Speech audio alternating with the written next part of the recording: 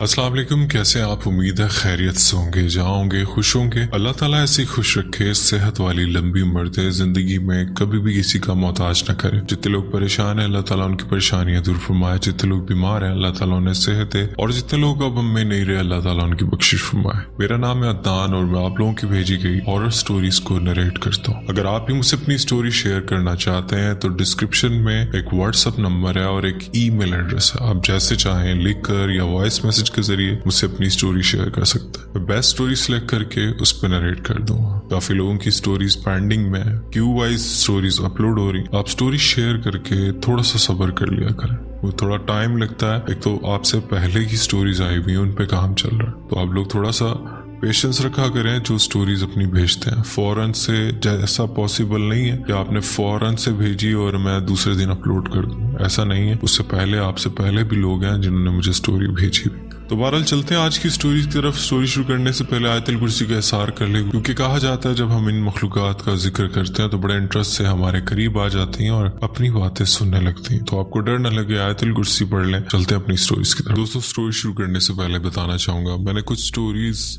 Reddit से उठाई हैं जो हॉन्टेड शिप के बारे में। अगर आपको इसमें इंटरेस्ट है तो आप ये स्टोरी आगे कंटिन्यू कर सकते हैं। स्टोरीज बहुत इंटरेस्टिंग है, आपको अच्छी लगेंगी।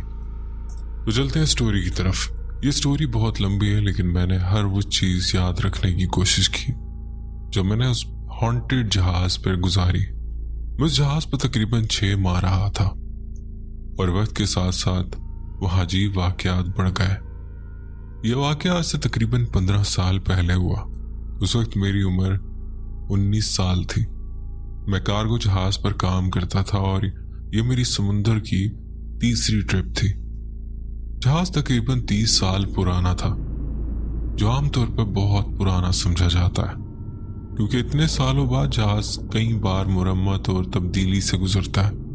मैं जहाज का नाम नहीं बताऊंगा, क्योंकि मैं इस कहानी में अमले के ओहदे बताऊंगा, इसलिए किसी की शिनाख्त जाहिर हो सकती है।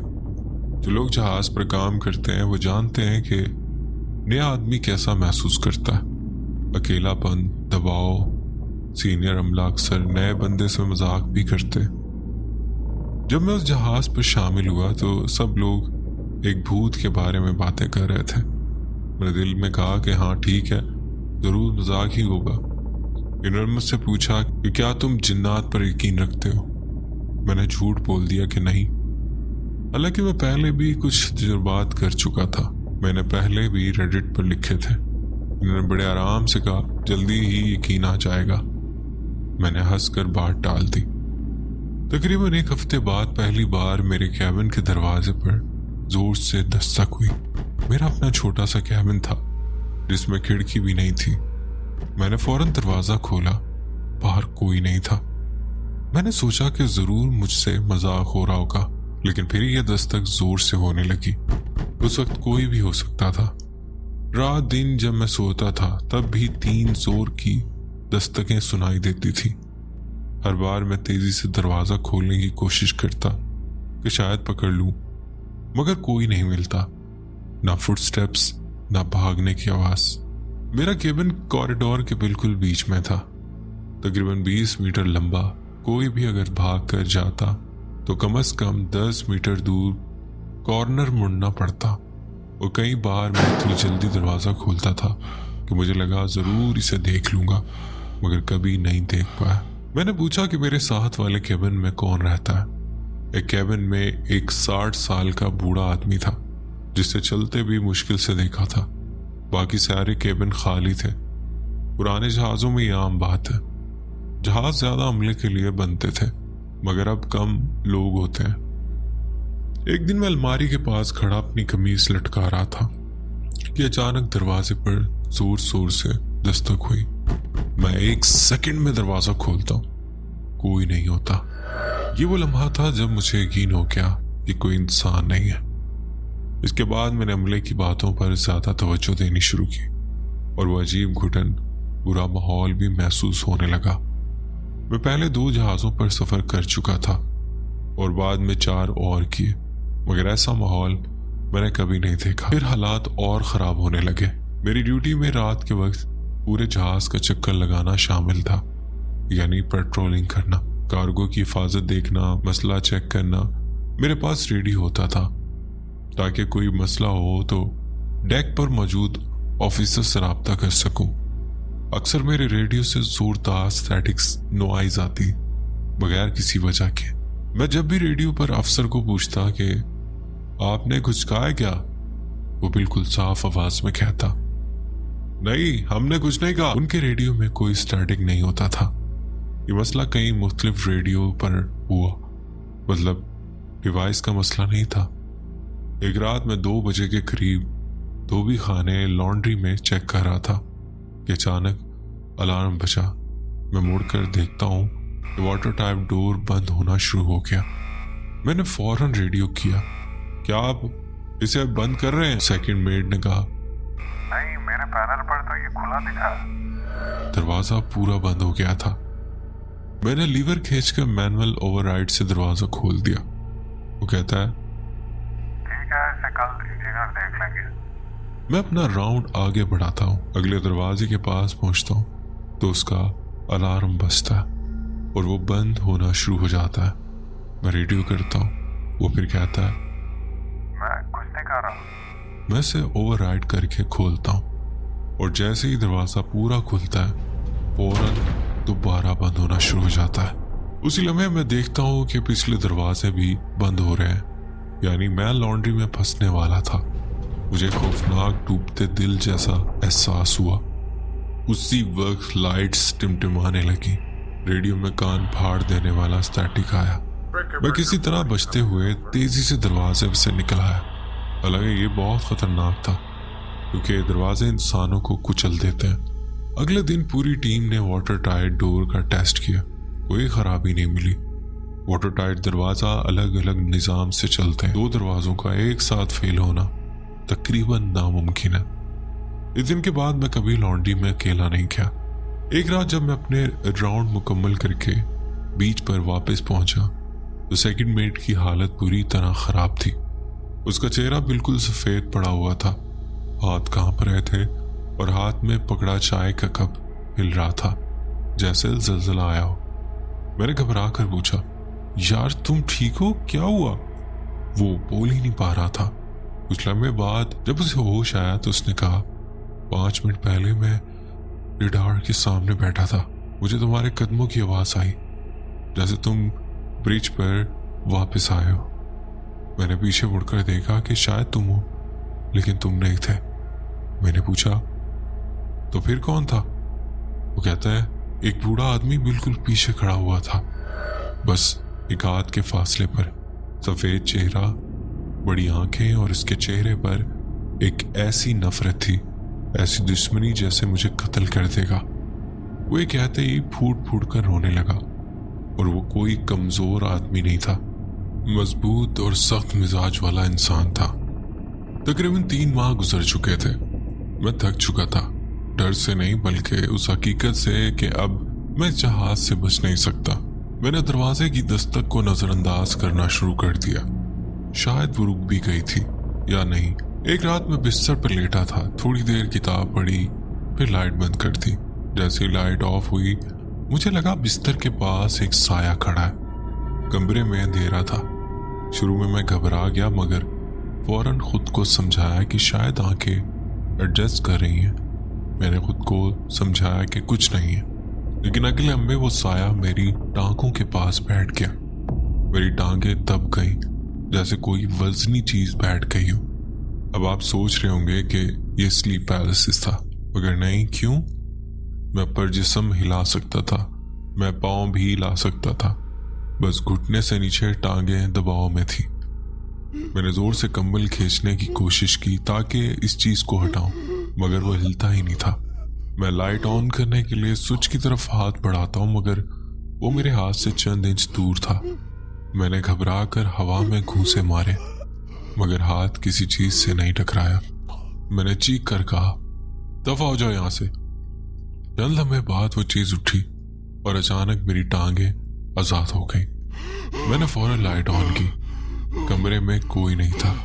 उस रात के बाद मैं सोते वक्त नाइट लाइट जरूर ऑन रखता था। ये आदत मैं जहाज के बाद भी छोड़ नहीं पाया। और जाहिर है लड़कों के सामने बड़ा अजीब लगता था। जैसे कोई अगर मुझे अपने रूम में रात रुकने की ऑफर करता कि आज रात हम मेरे साथ सो जाओ, हम गप्पे लगाएंगे, लेकिन मैं उसे कहता था कि मैं लाइट ऑन करके सोऊंगा। हम 4 लोग, मैं, सेकंड मेट, सेकंड इंजीनियर और एक ग्रेज मंकी, रात के 4 बजे के करीब बार में बैठे थे। मैं हमेशा की तरह इतना पीने वाला था कि बेहोश हो जाऊं ताकि साए और भूत मुझसे दूर रहें। हम सब अपनी डरावनी कहानियां शेयर कर रहे थे कि अचानक एक बंदा चौंक कर कहता है, ओए वो देखो। उसने सामने इशारा किया। हम सब ने देखा, एक वैक्यूम क्लीनर हवा में 2 फीट ऊपर तैर रहा था। उसका वो बेवकूफ सा मुस्कुराता चेहरा हमारी तरफ देख रहा था जैसे मजाक उड़ा रहा हो। सेकंड मेट डर गया और उसके मुंह से अजीब तरह के अल्फाज निकलने लगे, और जैसे वो ये बोला, वो वैक्यूम क्लीनर एक जोरदार धमाके से हवा में घूमता हुआ बाएं तरफ जा गिरा। नीचे नहीं गिरा बल्कि फेंका गया था। हम सब खामोश और डरे हुए और सकते में थे। उसके बाद भी कई वाकयात हुए, मगर कहानी पहले ही बहुत लंबी हो रही है। जहाज से उतरने के बाद मैंने इसे गूगल किया। वो जहाज कुछ अरसे बाद स्क्रैप कर दिया गया था। अब दोस्तों, यहाँ से इन्होंने इस स्टोरी को ख़त्म कर दिया था, लेकिन इसका अगला पार्ट जब लोगों ने नीचे कमेंट करना शुरू किए तो फिर इन्होंने कुछ और वाकयात शेयर किए जो उसी शिप में कुछ अमले के साथ और हुए थे। तो बढ़ते हैं स्टोरी की तरफ। आप लोगों को मेरी अपनी कहानी पसंद आई थी, इसलिए मैं वो वाकयात भी बता रहा हूँ जो दूसरे अमले के लोगों के साथ हुए थे। मैं ये नहीं कह सकता कि ये सब 100% हकीकत है, क्योंकि ये उनकी अपनी बातें थी, लेकिन जिन लोगों ने मुझे सुनाया मैंने कभी इन पर शक नहीं किया, बिलखसूस इसलिए कि मैं खुद इस जहाज पर खौफनाक तजुर्बात कर चुका था। मुझे सारे वाकयात तरतीब के साथ याद नहीं, इसलिए मैं इन्हें जिस तरह याद है इसी तरह सुना रहा हूँ। शेफ एक ऐसा बंदा था जो हमेशा दूसरों का मजाक उड़ाता था। जो भी किसी भूत या साए का जिक्र करता वो उसकी हंसी उड़ाता, मजाक करता।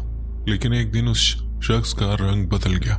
वो फ्रिज में कुछ लेने गया और फ्रिज के अंदर मौजूद चमकदार स्टील की पिछली दीवार में उसने अपनी पुश्त के पीछे एक बूढ़े आदमी का चेहरा देखा, ऐसा जैसे कोई इसके बिल्कुल पीछे झुका हुआ हो, और उसके चेहरे पर क्रीपी मुस्कुराहट। शेफ के मुताबिक वो चेहरा लीरिंग था, यानी अजीब, खौफनाक, नापाक अंदाज में देख रहा था। उस दिन के बाद वो हंसता नहीं था, मजाक नहीं करता था।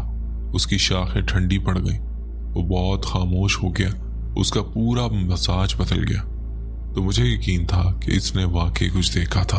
एक और वाकया, एक दरमियानी उम्र का सेलर रात को ड्यूटी पर था। वो जहाज के पिछले हिस्से की तरफ गया तो उसने रेलिंग के पास एक आदमी को खड़े देखा जो समंदर की तरफ देख रहा था। सेलर ने सोचा शायद हमले का कोई आदमी नींद न आने की वजह से बाहर आया हो। उसने ऊंची आवाज में कहा, ओए सब ठीक है? वो शख्स मुड़ा, मगर जैसे सेलर ने उस पर टॉर्च डाली, रोशनी उस पर पड़ी ही नहीं थी। ऐसा लग रहा था जैसे वो इंसानी जिस्म नहीं बल्कि खालिस तारीकी से बना हो। वो तारीक साया एक बड़े वेंच के पीछे चला गया। सेलर तेजी से उसके पीछे पहुंचा, लेकिन वहां कोई नहीं था और वहां से भागने का कोई रास्ता भी नहीं था। एक और स्टोरी। पर्सर आमतौर पर शरीफ और प्रैक्टिकल लोग होते हैं। एक रात वो लॉन्ड्री में कुछ काम करने गया। उसने अंदर जाते ही एक आदमी को देखा जिसकी पुश्त उसकी तरफ थी। उसने हल्के से हेलो कहा, जवाब नहीं आया, और जैसे ही वो अंदर गया वो आदमी पलटा और उसने एक अजनबी बूढ़ा आदमी देखा जिसके चेहरे पर खौफनाक, अजीब और मुड़ी हुई मुस्कुराहट थी। पर्सर के मुताबिक उसके चेहरे पर वाज़िह था कि इस जिंदा इंसान नहीं था। वो डर के मारे फौरन बाहर भाग गया। उसका रंग कई दिन तक फीका रहा। एक और स्टोरी। एक सेलर रात को सीढ़ियां उतर रहा था जो कार्गो होल की तरफ जाती थी। वो अचानक गिरा और नीचे जाकर जोर से दीवार से टकराया, बिल्कुल ऐसी जगह जहां कोई गलत कदम रखकर नहीं गिरता। हेलमेट ना होता तो शायद मर ही जाता। उसकी कई पसलियां फ्रैक्चर हो गईं। बाद में उसने कहा, मुझे महसूस हुआ किसी ने मुझे धक्का दिया। ये सुनकर सब और भी खौफजदा हो गए थे, क्योंकि वहां उस वक्त कोई नहीं होता था। चंद अमले वाले कहते थे कि कैप्टन ने भी कई बार वो भूत देखा था, मगर किसी ने उससे सीधे पूछने की हिम्मत नहीं की। कैप्टन सख्त मिजाज संजीदा किस्म के आदमी होते, कोई उनसे भूत वाली बात करके अपनी बेइज्जती नहीं करवाना चाहता था। रवि ने कहा कि मैंने सोचा कि अगर ये सब मजाक हुआ और मैं कैप्टन से पूछ लूं तो वो मुझे पागल समझेंगे, इसलिए मैंने कभी नहीं पूछा कि इसने क्या देखा। जब रावी नया आया था तो अमले ने बताया था उस केबिन को कभी ना खोलना, वहां सबसे ज्यादा सरगर्मी होती है। उसने शुरू में समझा कि ये उसे डराने के लिए मजाक है, मगर जब उसने खुद पैरानॉर्मल चीजें देखी तो उसने दोबारा कभी इस केबिन के बारे में पूछने की हिम्मत नहीं की। ये थे तमाम वो वाकया जो उस दूसरे अमले ने सुनाए थे। रवि यानी मैं, जब इन वाकयात की तफसील मैंने सुनी थी तो मेरी चीख निकल गई थी। मैं यहाँ पर बहुत शॉर्ट में आप लोगों को बता रहा था। बढ़ते हैं एक और स्टोरी। मैंने ये बात बहुत कम लोगों को बताई है, सिवाय चंद करीबी दोस्तों के, वो भी तब जब रात गए बैठकर बातें करते थे। क्योंकि मुझे एक प्लेटफॉर्म मिला है तो सोचा आपसे शेयर करूं। आज भी जब मैं इसे याद करने की कोशिश करता हूँ तो ये सब कुछ हकीकत नहीं लगता। मैं नेवी में 4 साल रहा हूँ और समंदर के दरमियान बेशुमार अजीब चीजें देखी हैं, बट जो मैंने अब बताने वाला हूँ उससे बिल्कुल मुख्तलिफ है। मुझे एक ऐसा कमांडर मिला था जहाँ मेरी पोस्टिंग ब्रिटिश गल्फ खलीज फार्स में एक कोस्टल पेट्रोल बोट पर थी। हमारा काम फिशिंग बोट्स और कार्गो फ्रेटर्स को रोक कर चेक करना था, असला, मंशियात या कोई गैर कानूनी चीज तलाश करना। सिक्योरिटी और प्राइवेसी की वजह से मैं ना जहाज का नाम बताऊंगा, ना अमले का, ना कमांडर का। जुलाई 2015 की एक रात हम खलीज के शुमाली हिस्से में ईरान के साहिल के करीब गश्त कर रहे थे। तकरीबन रात के 10 बजे हमें एक फ्रेटर से डिस्ट्रेस कॉल मिली। उसने कहा कि उसे समंदर के बीच एक फिशिंग बोट मिली है जिसका इंजन बंद है, यानी वो चल नहीं रही और समंदर के मसरूफ रूट में बेमकसद बह रही है। उसने ये भी कहा कि बोट पर कोई लाइट्स ऑन नहीं थी, ना कोई सिग्नल, ना कोई अमला। उसे लगा शायद वो जहाज छोड़ दिया गया। हमने कोऑर्डिनेट नोट किए और तकरीबन आधे घंटे के बाद उस हिस्से में पहुंच गए। जहाज को ढूंढना आसान नहीं था, लेकिन नेविगेट और नाइट विजन गॉगल्स और रडार की मदद से हम उसे तलाश करने में कामयाब हो गए। बोट मिलने के बाद हमने फौरन अपने बोर्डिंग टीम को तैयार किया। मैं भी उस टीम में शामिल था। हमें जहाज पर चढ़कर सूरत हाल देखना थी।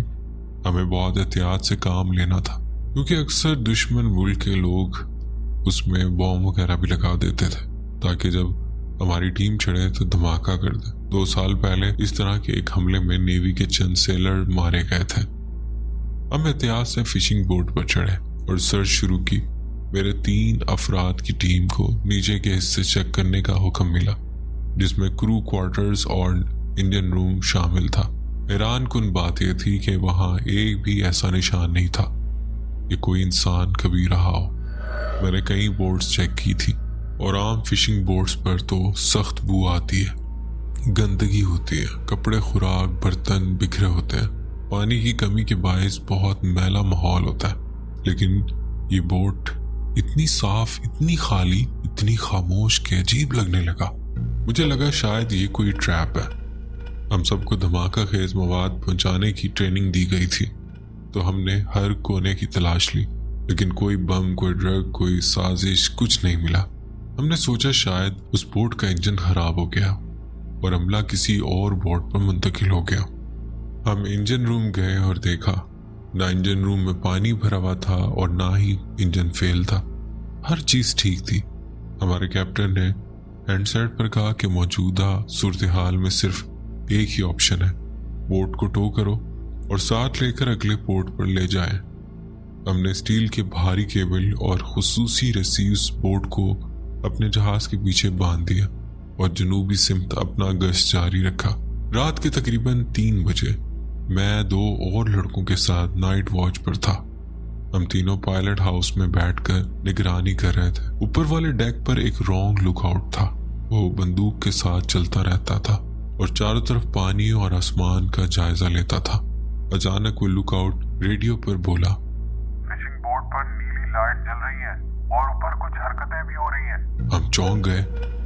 वो कहता है, नाइट विजन में मुझे ऊपर साए चलते हुए नजर आ रहे हैं, जैसे लोग हों, लेकिन ठीक से इंसान जैसे नहीं, बस साए जैसे। मैं फौरन नीचे गया और उसके नाइट विजन गॉगल्स से देखा, और जो मैंने देखा वो मेरे रोंगटे खड़े कर देने के लिए काफी था। मैंने बिल्कुल वही चीज देखी। फिशिंग बोट पर नीली रोशनियां, ऊपर साया नुमा लोग चल रहे थे। रोशनियां पानी के अंदर भी झिलमिला रही थी। ये साए इंसानों की शक्ल वाले थे, मगर शफाफ धुंध जैसे। मैं अल्फाज में बयान नहीं कर सकता कि वो मंजर कैसा था। ऐसा लग रहा था जैसे कोई भूतिया मंजर सामने आ गया। मैं भागकर कैप्टन के कैबिन में गया और कहा, सर आप ये चीज खुद देखें। हम दोनों पीछे वाले हिस्से में पहुंचे और ऐन उस लम्हे जब हम वहां खड़े हुए, एक मोटी गहरी सफेद धुंध तेजी से हमारी तरफ आना शुरू हो गई।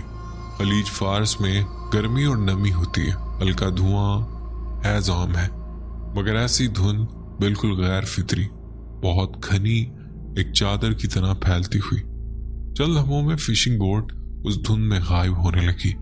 हम कुछ भी नहीं देख पा रहे थे, हर तरफ सफेद धुंध। फिर अचानक टो केबल पूरी ताकत से खिंच गई, जैसे फिशिंग बोट उल्टी सिमत जोर लगा रही हो। अगर केबल टूट जाती तो वो स्टील की रस्सी वापस उछलती और किसी को टुकड़े टुकड़े कर देती। बहुत खतरनाक सूरत हाल थी। कैप्टन रेडियो पे चिल्लाया, ब्रेक करो अभी के अभी। हम आगे बढ़ने ही वाले थे कि रस्सी अचानक ढीली पड़ गई और पानी में गिर गई, जैसे किसी ने उसे छोड़ दिया हो। हमने रस्सी खींची तो पता चला कि वो साफ कटी हुई थी, जैसे किसी ने बहुत बड़ा रेजर ब्लेड चलाकर उसे एक झटके में काट दिया। ये रस्सी कई टन वजनी खींचने के लिए बनती है। इंसान के लिए हाथ से काटना नामुमकिन होता है। अब धुंध इतनी बढ़ गई थी कि 20 फीट से आगे कुछ नजर ही नहीं आ रहा था। कैप्टन ने इस वाक़े की सिर्फ ये रिपोर्ट बनाई कि जहाज में शायद कुछ लोग छुपे हुए थे, वही हरकतें कर रहे थे। लेकिन हमें अच्छी तरह पता था, हमने जहाज पूरा चेक किया था, वहां कोई नहीं था। ये कोई इंसानी मजाक नहीं था। ये माहौल, इस साए, सब गैर कुदरती था। मैं कभी भूतों पर यकीन नहीं रखता था, लेकिन उस वाक़े के बाद मेरे पास कोई और वजाहत ही नहीं थी। कुछ हफ्तों बाद हमें पता चला कि एक और नेवी पेट्रोल बोर्ड ने भी बिल्कुल ऐसा ही मंजर देखा उसी इलाके में। आहिस्ता आहिस्ता ये पूरे इलाके में नेवी और मैरीन के दरमियान एक अंदरूनी मजाक की तरह मशहूर हो गया और इन्हें कहा जाने लगा Phantom seller of the प्रीजियन gulf, यानी खलीज फारस के भूत मल्लाह। आज भी मैं यकीन से नहीं कह सकता कि मैंने क्या देखा था, लेकिन एक बात यकीनी है, मैं वो रात जिंदगी में कभी नहीं भूलूंगा। बढ़ते हैं एक और वाक़े की तरफ। मैं भी अपने अंकल से बात कर रहा था जो नेवी में रिटायर्ड सेलर है, और इन्होंने मुझे एक ऐसी कहानी सुनाई जो मुझे लगा ये सब रेडिट के लिए बिल्कुल परफेक्ट है। मेरे अंकल ग्रेट लेक के फेटर पर काम करते थे, जहां वो आयरन और लाइमस्टोन लेकर झीलों के बीच सफर करते थे।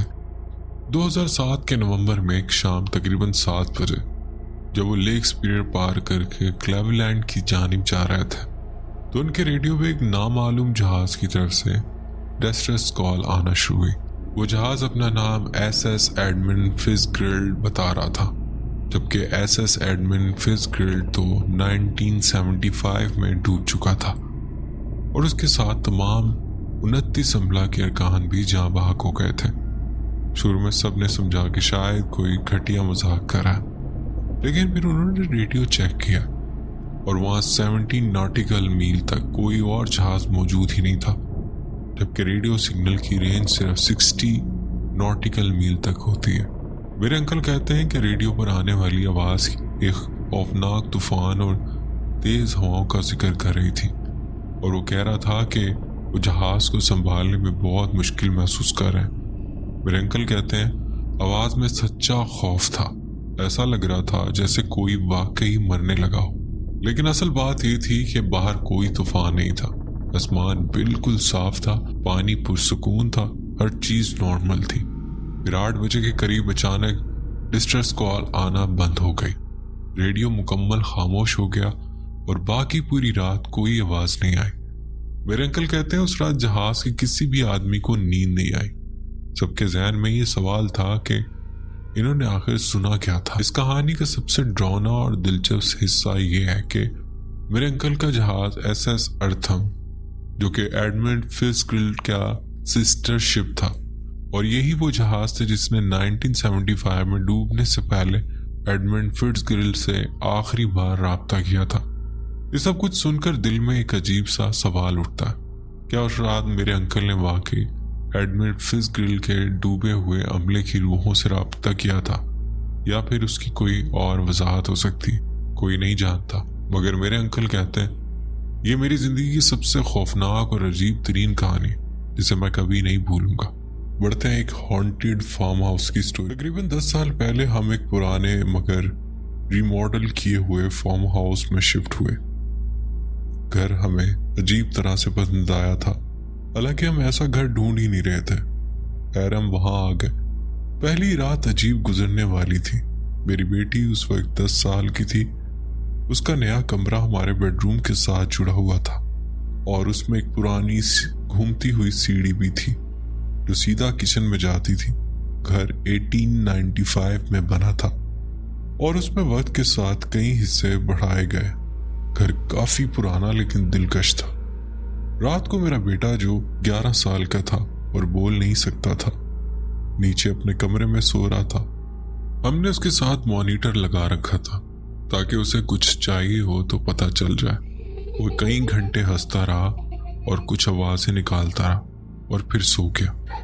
इतने में मेरी बेटी रोती हुई मेरे कमरे में आ गई और कहने लगी कि उसका कमरा हॉन्टेड है। ये पहली बार नहीं था, क्योंकि हम पहले भी जानते थे कि इसे रूहानी चीजें नजर आती हैं, लेकिन इस बार वो बहुत ज्यादा डरी हुई थी। वो कहने लगी, अम्मी मैंने एक छोटी लड़की को देखा। वो मेरे खिलौनों को देख रही थी। मैंने उसे नजरअंदाज कर दिया। फिर मुझे एक औरत का साया नजर आया जो सर्वेंट वाली सीढ़ियों की तरफ जा रहा था। लेकिन सबसे डरावनी चीज तब हुई जब मैंने लाइट बंद की। एक ऐसा लंबा सा डरावना वजूद जिसके हाथ पांव बहुत लंबे थे मेरे ऊपर खड़ा था और मुझसे किसी अनजान जुबान में बहुत खतरनाक अंदाज में बात कर रहा था। उस रात के बाद हमने बहुत कुछ सीखा। खुद को कैसे महफूज रखना है, घर में रहने वाली मखलूकात का कैसे एहतराम करना और किस चीज से बचना है। उस डार्क मखलूक ने अब कम ही खुद को दिखाया है, लेकिन लगता है कि वो कभी कभी मेरी बेटी के नए अपार्टमेंट तक भी चली जाती है। मगर अगर डरना हो और जज्बात काबू में रहे तो वो नुकसान नहीं पहुंचाती। वो साए जैसी औरत अभी भी कभी कभार किचन या सीढ़ियों में नजर आ जाती है, मगर वो हमें कोई नुकसान नहीं देती, ना ही हमारी तरफ देखती है। जो छोटी लड़की है वो तो जैसे घर की साथी बन गई थी। जब मेरा शौहर घर पर ना होता वो मुझे कंपनी देती। जब मैं वायलिन प्रैक्टिस करती वो सुनती रहती। मैं कोई किताब पढ़ती और उसे लगता है इसे पसंद आएगी तो लाइट हल्की सी फ्लिकर करती।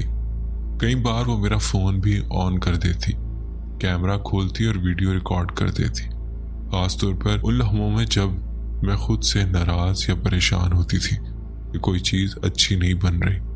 लेकिन जैसे ही मैं उसे कहती शुक्रिया, मैं ठीक हूँ, सब कुछ रुक जाता। मैं उसे कई बार देख चुकी हूँ, लेकिन पिछले 4-5 महीनों से मैंने न उसे देखा है न महसूस किया। अब मैं कंफ्यूज हूँ, दिल चाहता है उससे दोबारा राब्ता करूँ, लेकिन डर भी लगता है।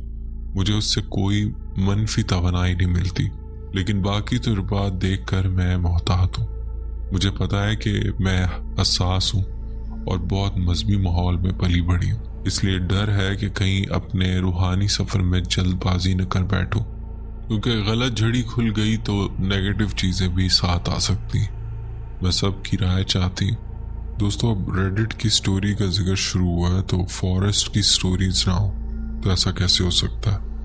बढ़ते हैं एक और स्टोरी की तरफ जो जंगल से रिलेटेड है, जो आपको इस जंगल में घुमा के रख देगी। चलते हैं स्टोरी की। 8 साल का था जब हम पहली बार इस घर में आए जो जंगल के किनारे बना हुआ था। मेरे वालिदैन इस घर के खरीदने पर थोड़े परेशान थे क्योंकि बैग के बिल्कुल साथ जंगल शुरू हो जाता था। इन्हें डर था कि कहीं जंगली जानवर हमारे डब्बों को ना फाड़ दें या हमारे कुत्तों को नुकसान न पहुंचाएं, और ये भी कि कहीं हम बहन भाई ज्यादा दूर निकलकर जंगल में गुम ना हो जाएं। लेकिन घर सस्ता था। मेरे वालिद को इस जगह की तन्हाई पसंद आई। मेरी माँ को घर की बनावट बहुत अच्छी लगी और हम बहन भाई पीछे वाली साइड में खेलने और जंगल की खोज लगाने के लिए बहुत पुरजोश थे। हमें सबसे पहले जिस चीज ने चौंकाया वो हमारे कुत्तों का अजीब रवैया था। वो किसी भी कीमत पर जंगल के अंदर कदम रखने को तैयार नहीं होते थे। अगर उनका कोई खिलौना भी दरख्तों के अंदर चला जाता तो वो इसे उठाने नहीं चाहते। जब हम अंदर जाते तो वो बेचैनी से इधर उधर घूमते रहते, जैसे किसी बड़ी मुसीबत का डर हो। कभी कभी वो जंगल के खास हिस्से की तरफ घूर कर वो राहट करते, भौंकते जैसे वहां कुछ हो, लेकिन हमें वहां कभी कुछ नजर नहीं आता था। एक बार मेरे भाई ने मजाक में एक कुत्ते को उठाकर जंगल में ले जाने की कोशिश की ताकि उसे दिखाए कि वहां कुछ नहीं, लेकिन कुत्ता उसके बाजू से निकलकर दीवाना वार घर की तरफ भाग गया। अगर हम शाम के वक्त घर की बैक साइड में खेल रहे होते तो अक्सर जंगल से ऐसी आवाजें आती जैसे कोई वहां चल रहा हो। टहनियां टूटने की आवाज, झाड़ियां हिलने की आवाज। अगर हम आवाज देकर पूछते कौन है, कोई जवाब नहीं आता। लेकिन जब टॉर्च की रोशनी वहां मारते हमें एक लम्हे के लिए कोई इंसान जैसा साया चलता दिखाई देता, जैसे कोई बाजू हिलाता हुआ या दाएं बाएं हटता हुआ। ये सब देखकर वालिदैन ने सख्ती से मना कर दिया कि शाम के बाद जंगल में कदम रखना मना है। दिन के वक्त भी हम इतनी दूर नहीं जा सकते थे कि घर नजर ना आए। मेरी बहन का कमरा घर के पीछे वाली साइड पर जंगल की तरफ खुलता था। वो कहती है कि एक रात उसने खिड़की से बाहर देखा तो एक शख्स जैसा साया खड़ा था, लेकिन वो बिल्कुल नॉर्मल इंसान नहीं लग रहा था। उसका कद बहुत लंबा था। वो जमीन पर पूरी तरह खड़ा नहीं था, जैसे हवा में हो। उसका जिस्म अजीब सा टेढ़ा मुड़ा हुआ था और लगता था वो सीधा मेरी बहन को घूर रहा।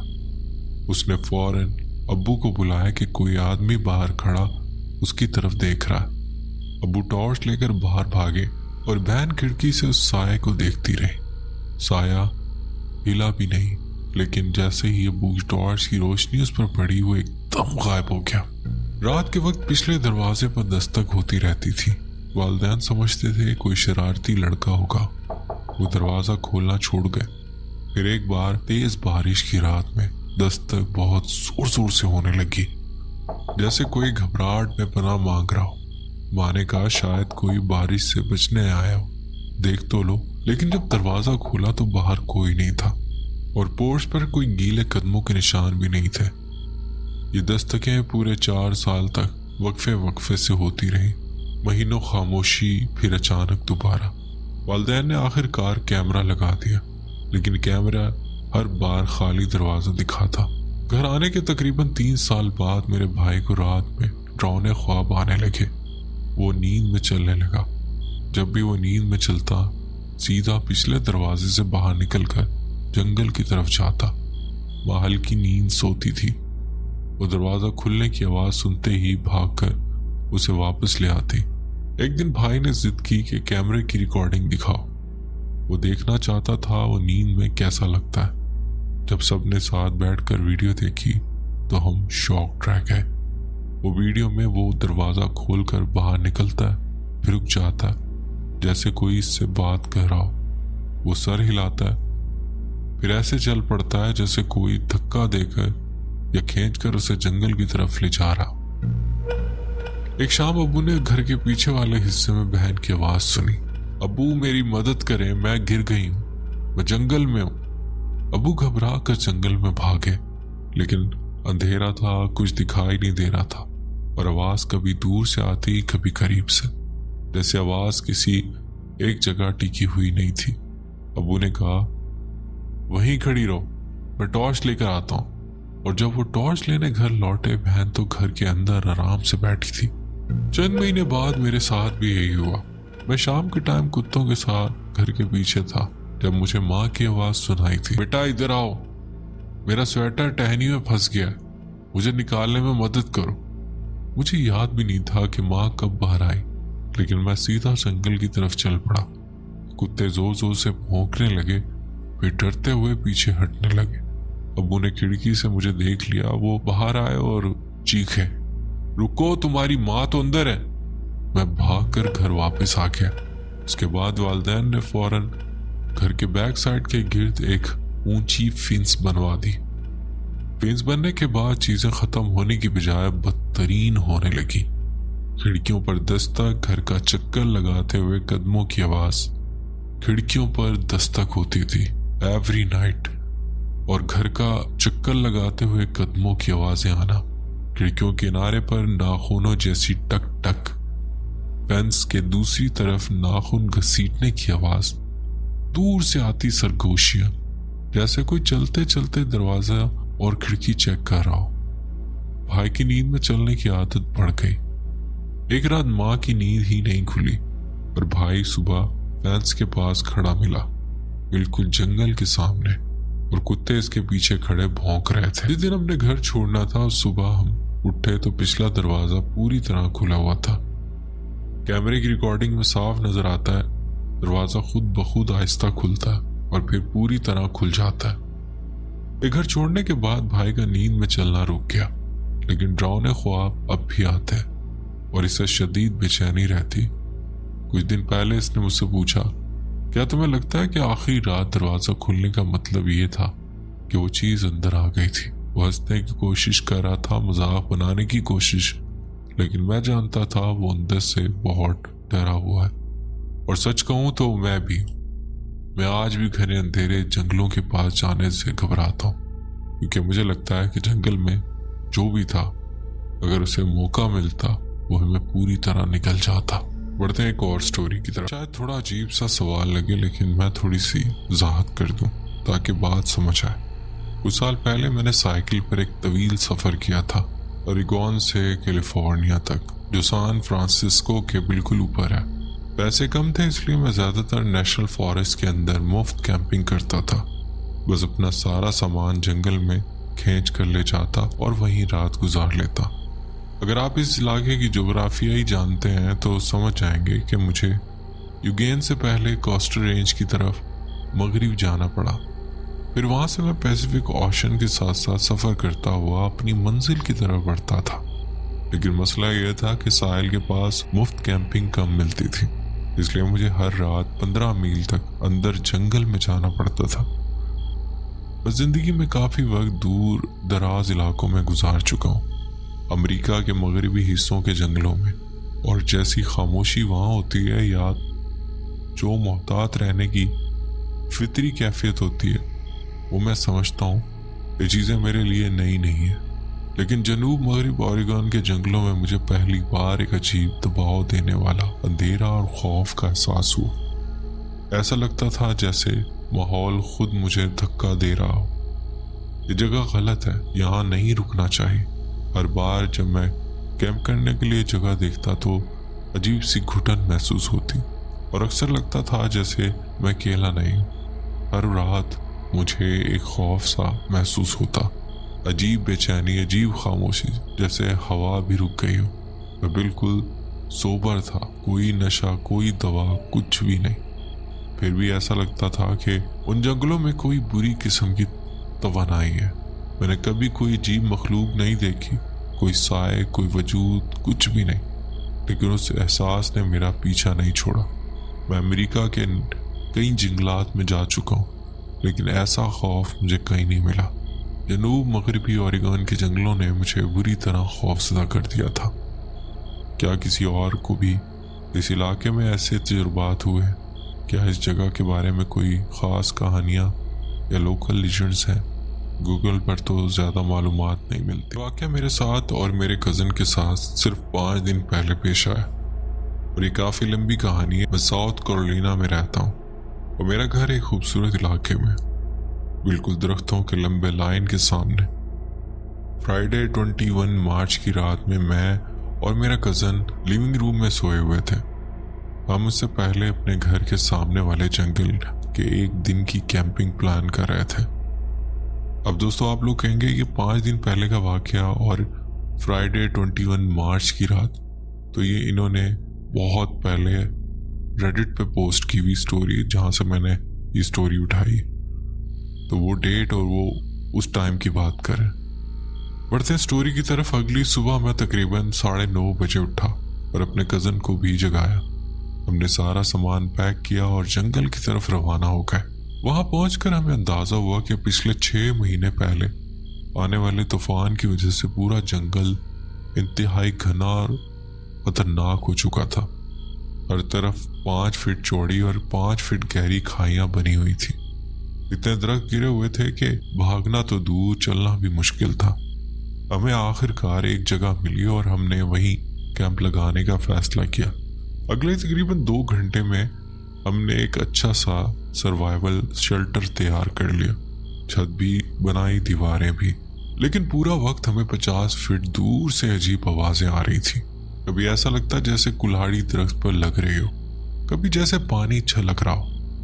हम थोड़े परेशान थे, मगर चूंकि पास में नदी थी हमने इसे नजरअंदाज कर दिया। फिर असल खौफनाक बात हुई। मैं छत पर आखिरी काम कर रहा था और मेरा कज़न दीवारों पर।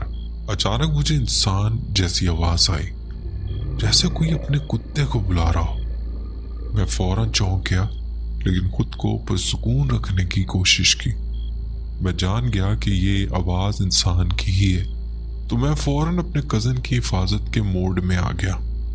वो मुझसे छोटा है। मैंने उसे कहा कि वो आवाज की सिमत को देखता रहे, जबकि मैंने हमारा सारा सामान फौरन पैक करना शुरू कर दिया। फिर मैंने इसे आगे चलने को कहा ताकि कोई अगर हमारे पीछे है तो पहले इसे ना मिले। जैसे ही हम जगह छोड़ने लगे, मैंने आखिरी नज़र उस सिमत डाली जहाँ से आवाज़ आई थी, और तब मेरी रूह तक कांप गई। सिर्फ 20 फीट के फासले पर एक मास्क पहने कोई आदमी को देखा। वो पूरा काले कपड़ों में था और साफ लग रहा था कि उसका रंग सफ़ेद है। मैं इतना खौफज़दा हुआ कि मेरी जुबान तक बंद हो गई, मगर मैंने अपने कज़न को कुछ नहीं बताया ताकि वो घबरा न जाए। मैंने बस इसे कहा, चलते रहो जल्दी।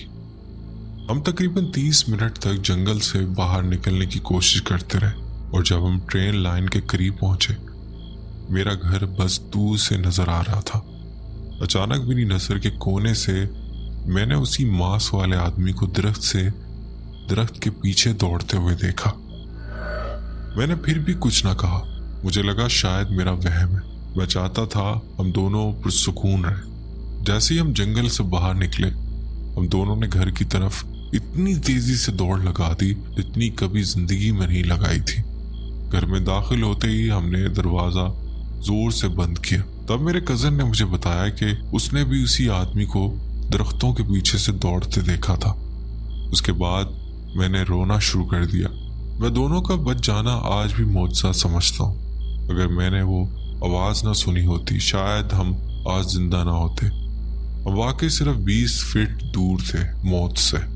मैं कभी भी उस जंगल में अकेला नहीं जाऊँगा, खासकर उस जगह जहाँ ये सब हुआ।